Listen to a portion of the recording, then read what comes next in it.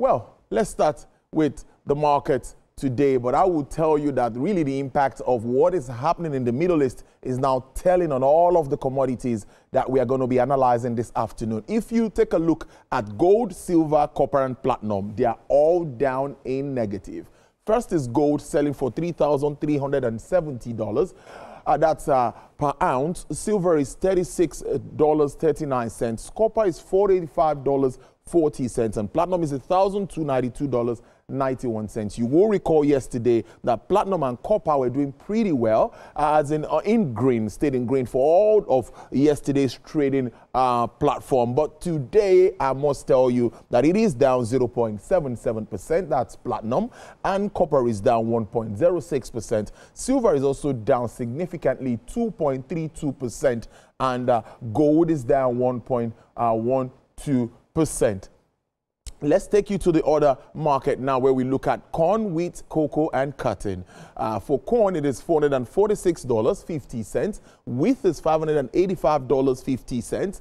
Cocoa is $8,476. That's per metric ton of or any of this commodities you see here, and cotton is $66.60. Let's see the change that we've seen between yesterday and today. Positive 2.50%. Wheat is on the negative 4.75%. The demand on the price, if you look at the price of wheat yesterday, today, is still looking good. We're talking about the pricing, but there is a drop of obviously 0.80% in that market. Cocoa is down significantly, 3.71%, and of course a negative of 3.27%, and also 0.10% here for cotton. Now, there's a lot of discussion going on with regards to this attack, and countries like the United States are getting involved, trying to see if anything could be done. But the issue is that this would obviously hit hard, even as we step to look at what the oil market will look at. Let's stay with global markets before we get to what the impact of this war and this crisis on the oil market, but also on the global space. We've seen that the shares edged up today on relief that imminent U.S. attack on Iran appeared to have been forestalled for now, weighing on the dollar and the Brent oil prices. Now, European stocks this afternoon cheered up with Euro Stoxx 50, and it's up 0.8%. FTSE futures is also up 0.3% in that market. Nasdaq futures and S&P futures, both of this are in red, 0.2% lower. Now, the MSCI's broadest index of Asian Pacific shares outside of Japan, that gained 0.7%. driven by a 1.2% jump in Hong Kong Hang Seng, still down 0.4% for the week.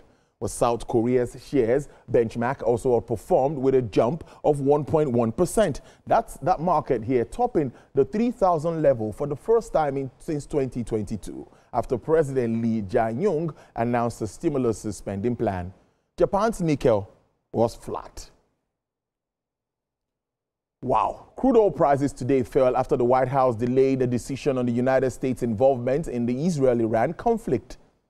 United States West Texas Intermediate crude is selling for $75.66, but it's a reversal of 0.69%. Brent crude futures is also down $77.33 and selling for down 1.93%. Bonnie Light sells for $78.62, and it's been almost permanently down 2.84% in recent times.